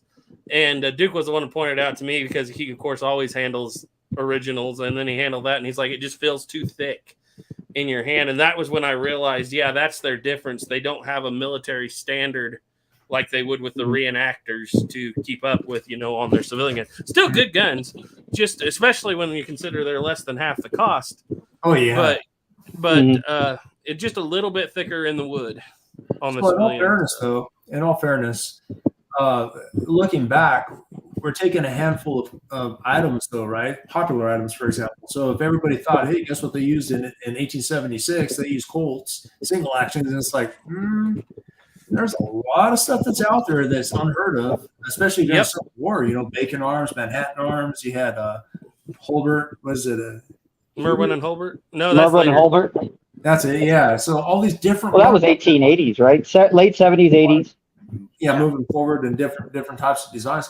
There's a lot of stuff that was out there that was available that you just don't hear that's very common. So why not the trade guns too? It doesn't mean that every single one has to be like the handful that are still in existence to be able to see. Another thing too is that if you're talking a 200-year-old piece of wood, it's not going to weigh the same, because it's going to dry out some of the holes. That is true. That is true. So that I learned from my dad too with the old trapdoors, that if it's a carbine stock, they're like, well, if it's heavier, it may be a newer stock that was put on an older gun, and it's not original. That is very true, and I always think about that, because there's actually, when you do the trapdoor studies, there's I think you might have even been one of the ones that pointed me to the Frasca books. But it's not even the Frasca books. I think it's the Holmesmere books where he puts a disclaimer right in the front and actually gives you a calculation for determining how much the wood would have shrunk compared to its original. Because it's like, and it's not much, obviously, but they actually are like, yes, this is actually a thing. You will lose, maybe you'll lose 1/10 of an inch, something, over time. And so it's like that is a thing. The wood grips on the single actions and stuff, all my 51 Navies, 1860 arms, all of them are smaller than the frame now. And, at one time they would fit perfect, but all of them are smaller than the frame. And that's something that you look for when you're collecting, that, okay, did somebody sand the stock to go below the wood line? And sometimes it's very obvious. I'm sorry, the metal line. Sometimes it's very obvious, but then there's other times where it's like, well, is it just natural? Did it just shrink up enough to be just underneath? And how proud were they when they were new? You get some newer guns that are reproductions that are very proud past the wood. Mm-hmm. And some of them, if you get, I think even out there from Shiloh Sharps, if you want it, they'll make it nice and smooth right up against the wood line and stuff. And if that's how the gun was done, over time, it's going to shrink below that wood line just enough. Mm-hmm. The best way that I've noticed to tell is the gutta percha grips. They fit exactly the same as the wood grips do when they were new. The gutta percha grips always feel a tiny bit bigger, and they fit to the metal line perfectly. And all the wood grips, they're just, you really can't hardly feel it, but you kind of can. You know what I'm saying? Like, it's not 100% perfect smooth, but the wood has just shrunk ever so slightly all the way around. Yeah. Okay, so we're about to hit an hour and a half here. Throw a few more questions out if you want. We're going to get ready to wrap this up, but I have one little thing to say here. Rod's Vintage Guns put up this quote. He said the Indy guns are hit and miss. And also, Gray Pilgrim said he has a British military, the blunderbuss military heritage with a terrible trigger. Yes, mine has a terrible trigger too. Here's what it is with the India guns. Look at them like a kit, like a very inexpensive kit. And a lot of people absolutely hate this. They're like, I'm paying for full price. I want a full gun. Well, you're not paying full price. You're paying for an entry-level gun. Look at it like a kit. If you don't, you're not going to have to, if you don't want to, you're not going to have to remove wood and do inletting and all this for the most part ever. But you may have to polish the insides of the lock. You may have to do a little trigger work. You may have to, like on all mine, as soon as I get them, I strip that shellac off. I hate that shellac they send on them. Look at them like a kit. As far as hit and miss go, once you got one tuned, it's just as good, if not better, than a Pedersoli. And by tuning, I mean, and if you order one, by the way, from Veteran Arms, they're mostly tuned when they come, but you're paying another $200 for that tune job. Get your frizzing hard enough. Not as hard to do as a lot of people think. You can do it with a propane torch, a little handheld propane torch. Get your frizzing hard enough. Get your springs to the right tension where everything throws and works. Save yourself $200 if that's what kind of person you are, and don't go with Veteran Arms, and you will have yourself a good gun. We have 23 military heritage guns at this point, I think, something like that. And I know that Shiloh's got 5, 6. I got a handful, yeah. But you guys took off, so all the ones I was like, ooh, what do you guys think? Oh, all right, it looks good too. Well, here's the thing, and why we did military heritage was Rob, that works in military heritage. Ethan talks to him. I haven't talked to him, but Ethan knows him well. And the thing is, he may be working out a 300 gun contract with the Outlander crew. And if Ethan calls him, get your 2 guns, there. And it's like, that's good customer service. Some people complain they have had bad customer service there. We never have. And I don't know if it's because we make videos or what, but we've never had bad customer service there. I'll tell you what. Go ahead. I asked for a Longland pattern, and they've been out. And so I messaged them and said, hey, I'm interested. I've been interested for a while, but you guys have been out. When next ones come in, let me know. Unfortunately, when they contacted me, I wasn't in a place to get it at that time. I was like, oh, come on. But they did make an effort to call me back. They called me back twice, and they said, hey, let us know you're on the list. And I actually let them down. So they followed through with contacting me to say, hey, if you're still interested, let us know. Otherwise, we're going to have to move on. So, again, with customer service, most of the time they'll forget you after a couple months. But on the website, keep up with the website. Yeah, and just, if you keep up with that and just actually call them and contact seems to be our best bet. But like I said, when you get the guns, don't look at it like I just spent $600 on what should be a perfect gun. You spent $600, which is less than half of what should be a perfect gun. Okay, and I don't care who you are. Pedersoli selling their their muzzle-loading rifles for $1,800. Pedersoli selling their brown vest for $1,700. I mean, that's getting kind of ridiculous nowadays. And so it's like you're not getting. You're going to have to probably do a little work to it. But all in all, it'll teach you. And by the time you get that gun running the way it should, you'll know flintlocks in and out. And if I'd say that's the upside. If you're uncomfortable doing it too, like you said, just pay the extra $200. It'll help you out, and you'll get something that you can have fun with, and it's less than the Pedersoli. I got nothing wrong with Pedersolis. I think they're great too. But I know people complain about these because they're clunky, they're this or that. But if you look through the history of the modern, or the not modern stuff, the vintage stuff, it was all handmade even then. So And I'll tell you this right now, and I can say this from experience because it's over there. We got videos on it. You can pull an India-made musket out of the box, and that lock will generally, out of the box, be about as fast as an original military spec musket, because I've shot both of them, and I can tell you from experience. We can talk all day. We get spoiled by Siler locks and and L&Rs, and because those things are just they've machined them to perfection, and it's just some of those older locks weren't that fast. They got a big rock, they throw a lot of spark, and usually throw it clear to the front of the pan. Yeah. And what's interesting about that too is we buy our flints where they're already pre-shaped to look real nice and everything, strike right, if you can get them that way. But there was a boat or something that sank off of, was it South Carolina, if I remember right? And they found all the flints from the time, selling them. They were all different shapes. I don't know if the soldiers had to make it right for themselves at the time. Those are all those little details that kind of get hidden through time.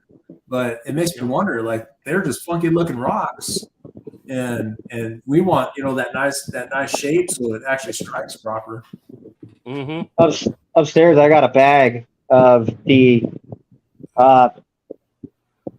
Nepal cache. It was a huge cache in Nepal that these guys bought in the early 2000s, and one of the rooms they actually didn't know was there because they had this false stone floor. They ended up finding all these lead round ball under it, and they dug all that up, and then they actually got to 4 feet of this entire room at the bottom was flints. And I bought an entire bag of the flints. Want to say it was $30-$40. And it's kind of funny because they actually had the proper flints for the pistol that I have. And I just put them in there, and you're right. They're all kinds of different shapes. Some look pretty good. Don't get me wrong. They look nice and squared and everything, but some don't. And matter of fact, that's what I've been using on that British Sea Service pistol I have, and they work good. And I wonder how did they do it back then? Here's your chunk of rock for your day. I've heard that I thought that they actually had companies, the people that actually made them and sold them to the military, but I'm not 100% sure on that. Yeah. Great Pilgrim actually got us a handful of them from the Peninsular campaign from the Napoleonic Wars originals, and he actually had some white French and some dark English or whatever it was back there. I'm not the flintlock guy, Ethan is. Yeah, mine are all different colors. I have this real gray. They were actually pretty decent, and they threw really, really good spark. I don't know. A lot of people now are getting the what do they call that? Amber cut, the white one that's just cut. Yeah, and I suppose those are all right, but usually the ones you get they're a little cheaper. They just don't throw the spark like a true Piece and of I'm not flint. going to get into it because I don't know exactly what I'm going to say, but a true there's a Tom Fuller knapped flint from Track of the Wolf. Like, that's good. That's really good. And you just can't get that with that cut amber, I believe it's called. All right, here's a quick question here before we go. Do you think we'll ever see American-made reproduction percussion revolvers? Wouldn't that be sweet? They have them, don't they? I hope so. Cool. I hope so. Yeah, third generation, fourth generation, if you want to pay the money. Yeah. Well, Yeah, the third gen Colts, They're not American made. They're made in Italy. They're just finished. Apparently the second gens were made. A few of the castings were made in Italy, but they were made here in America. And they were all SAEs or US standard parts. And the third gens, though, the signature series, they're even metric. I've actually seen a couple that were English. It must have been early versions, but the later ones that I've messed with, they're just technically a Uberti version of the gun that has a better finish on it. That is it. And then they just put the cold stampings on it, and the cold stampings aren't even the right size. They're not the right size or font. So, yeah. Yep. I would kill to see Colt you're release right. like a You're fourth right gen. as far as like the second gens go, because you are right when you're right on with that. They are American made, and I mean that second gen Walker we got is the bee's knees. Probably a great gun. It's really good, but yeah, if somebody would do like Kibler's doing with the flintlocks and start CNC machining out good steel. I mean, let's face it. A lot of the junk we get from even Pieta and Uberti, the metal just is not up to standard. The springs are too light. They're not. When you hold a replica from Italy and you hold an original, you're like, I can close my eyes and tell which one's which. You could hand me one in each hand and I would know which one's which because the weight is just different. The steel's different. But yeah, it would be great to see. And the originals are actually smaller. They're smaller. Yeah. They feel smaller in your They hand. feel more dense. Yep. They feel a little bit kind of heavier and stiffer. Just stiffer. It's hard to explain. He said that his flints are $6. I'll tell you something kind of funny. I went over to Caleb's the other day, and I was helping him clean up because he did most of the cleaning. I was just over there filming shorts, so I guess that's guns and stuff. And he's setting up for a new studio. We're going to have a side for, of course, our Colt and Smith & Wesson series. We're building a whole new side to do the series on a couple of other guns. And I pulled out the shelf and just piles of flint boulders or just these big old. I'm like, where did I forgot. Ethan brings those home every time he goes out to drill. He'll walk around and pick those flint boulders up, and he needs getting to where he's napping his own, and they're good as you can get if they're done right. The one thing I have against here lately, a lot of nap flints, you got to re-nap them as soon as you buy them, even at $3 or whatever they are a piece, because they're leaving a hump on them that is just insane. Have you noticed that? I don't know if it's because it didn't used to be like that. I mean, these things are almost half an inch tall sometimes or more. I think for me, I got a bunch off of eBay just to have something. And then there was another one too. Was it? Is it Chert? Is that the only one that you could use? Yeah, well, I mean, yeah, that's another one you can buy. Yeah, you can use those things. I have a bunch of those too, and you're right. There's some. Now, granted, this guy probably got them out of his yard, but I know what you're talking about having a hump on them. I haven't really bought them new, just because I got lazy. I guess the stuff that I have is enough for the moment. Yeah, but it hurts it'll hurt your soul a little bit. You got a good flint, and that frism doesn't move, or the hammer doesn't move. When it comes down, it's a whap, and it shatters all over. You're like, Yep. Break your heart. And a lot of that is misalignment because they're just leaving them too thick. Even the Track of the Wolf ones here lately have just been like way thicker than they were 2 years ago. And I don't know if it's just because they they have to rush now. They're getting more orders or what. But it's kind of Hardy said he got a third gen Colt 49 pocket. Timing was garbage out of the box. Yeah, it has been here lately. It has been on everything. I've seen so many of those third gens where the stampings, like the address Samuel Colt on the barrel, was like curved, and it went even halfway off the barrel. Blackheath's gun is that way. Well, they're selling the box. They're not selling the gun. Yeah, they're selling the whole idea of those third gens supposedly was we're going to sell it to people who put them in a safe and they're buying them as a, like make money on them one day. But they are just, I've seen nice ones, but the majority I see are not nice. Yep. Okay, guys, I think we got one more question here, and then I got to go bale hay, so I'm going to have to get out of here. But actually, I got to cut hay tonight. But Carl Henning asked for you, Arm for you, what is the rarest milsurp single shot black powder? Well, that's kind of a hard question. Maybe you should go with the rarest one you own. The rarest one that I own, single shot. Man, I got to think about that one. What I say, one of the ones that I have, I don't know how really rare it is, but so I purchased it. I took it to the reenactment. A guy fell head over heels in love with it. Showed me some information on it and stuff. It's a El Pomeroy 1842 69 caliber musket, and it's a conversion from flintlock to cap and ball. But it's a 3-landed groove, which is another thing that he was like, oh, this is what makes it even more special. And it's a Conan barrel.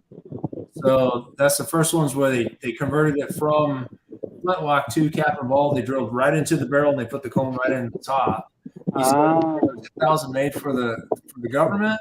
And I don't know how true this is, but with the mini ball, when it would expand, I guess it was making back pressures and blowing the nipples out of the barrel. This one been used. I haven't used it, but it's been used. You can see there's market, where the primer has gone down. It wasn't clean for a while, and his left pop marks a little bit around the primer of the nipple. But that's what he told me. I'm guessing off the top of my head that's it. I'll probably look at my safe and be like, oh, I forgot about that one too. Well, yeah. Well, the question asked stated is kind of hard because there's a lot of little trial guns that nobody. Yeah.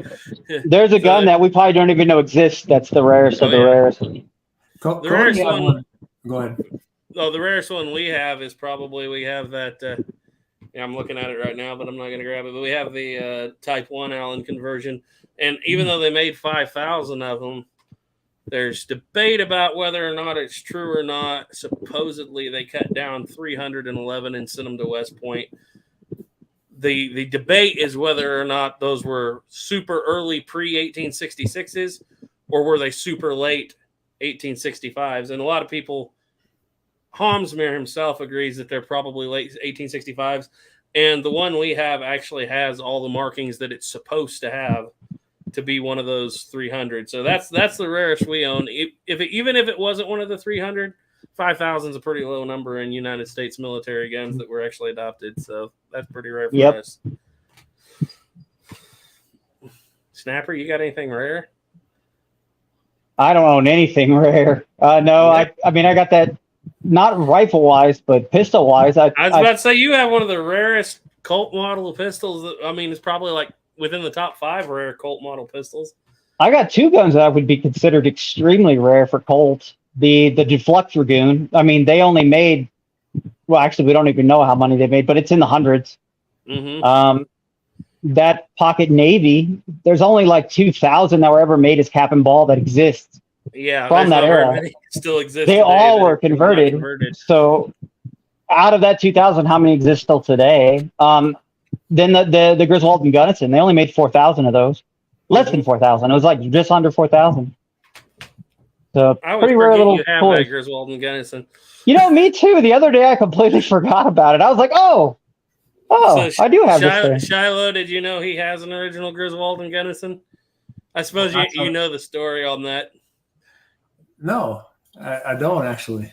I believe, as far as I know, Snapper is the only person alive that has fired an original Griswold and Gunnison that is still living at this point. Because there's 8? Squibload fired it too, so Squib would be the second. That is true. That is true. But how many of them are still in firing condition according to there's three that originals that are in firingable condition, and those 3 are in museums, like big museums, and they haven't been fired since the 1800s, most likely, because they've been in those museums since before 1900. mine was not in fireable condition when I got it, and I changed that. It wasn't too hard to actually put it into fireable condition. Because it's a brass gun. It's just like the old school brass guns, brass is soft. And yeah, they called it frame stretching, but that's not what was happening. It actually would beat the cylinder back into the gun. And all I did was cut that out and make a new brass insert that would go in between the arbor pin and the frame. And it brought it back into spec. And it actually, a weird coincidence with that gun is that gun hits harder than any 36 I've ever fired. The same load, the same ammo out of my 51 Navy. I shoot it through that Griswold and Gunnison, and I'm telling you, that thing hits extremely hard. Yeah. I can't even. I need to get a chronograph because when you shoot it, it's like double the recoil, and it even hits harder than, like, say my Dragoon with 50 grains at 44 caliber. It's stupid. It doesn't make any sense. You'll knock the entire plate over when you can shoot it all day long with a 36, and it just go ding, ding, ding. Shoot it just once with that Griswold. It's got some weird, like, Confederate magic or something. So, yeah, Gray Wolf said Blackie claims to have owned one. Seems grumpy about getting caught out. I thought that was a Spiller, original Spiller and Burr. It was a Spiller and Burr. When he was a kid, he had a Spiller and Burr. Yeah. He never had a Griswold. Here. We were just yeah, talking about we that do. the other day. We were just talking about that. I can listen to Blackie tell stories all day long. He's my favorite storyteller in the world. Yeah, we don't ever have to. Well, yeah, we need to get Blackie back on. Anyway, guys, yeah, we could usually just sit back and shut up and let him go all day long. Let him tell stories. Yeah. All right, let's wrap this up. So, Shiloh, what do you got coming out? You got any videos planned? Got anything coming out soon? Anything we should be watching for? I've got stuff rattling around in my head. I've got that 11 mil stuff for the German rifles. I just loaded some stuff up. I want to test fire it, make sure nothing blows up on me first. So if I'm safe, then hopefully everybody else can be safe too. I've got that going on.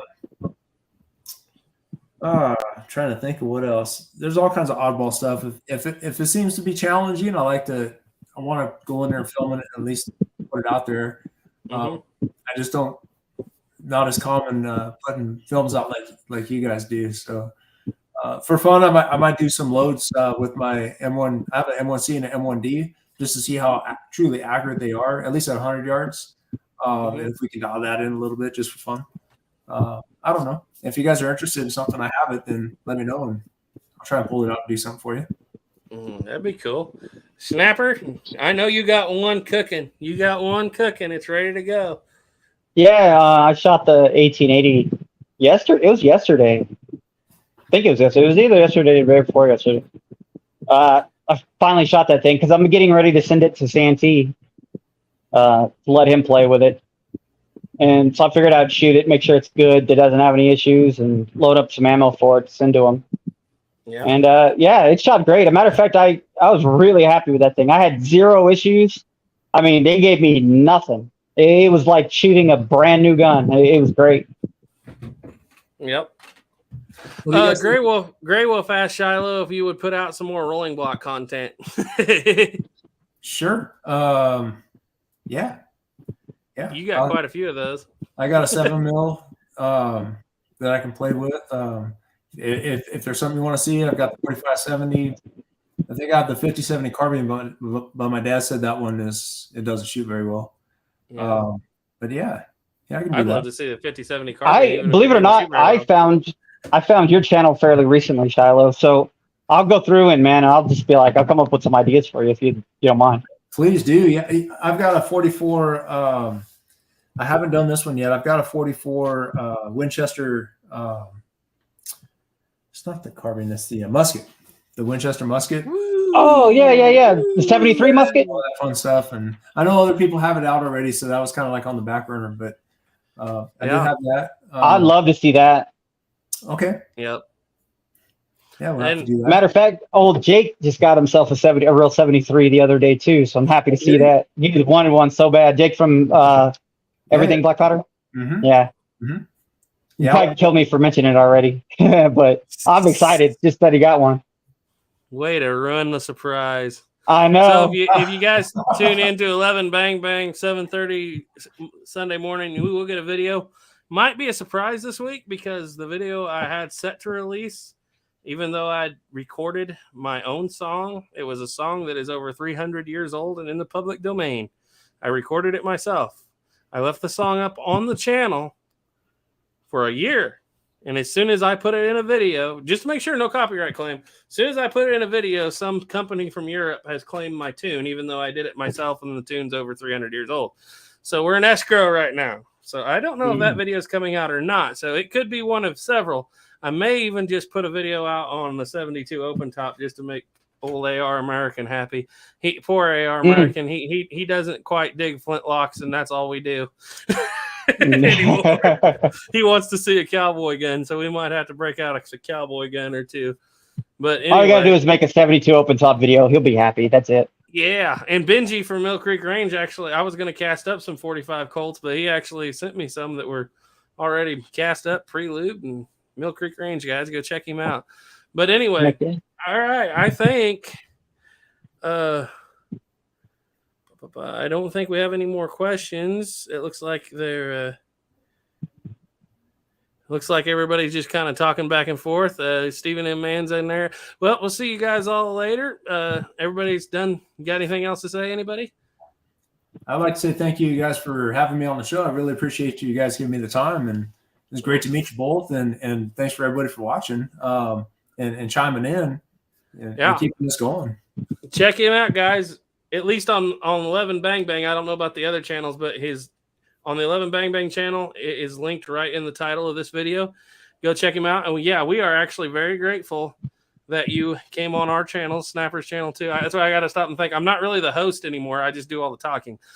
It's okay. No worries, man. No worries. But anyway, as always, guys, trust in God. Keep your powder dry. Bye.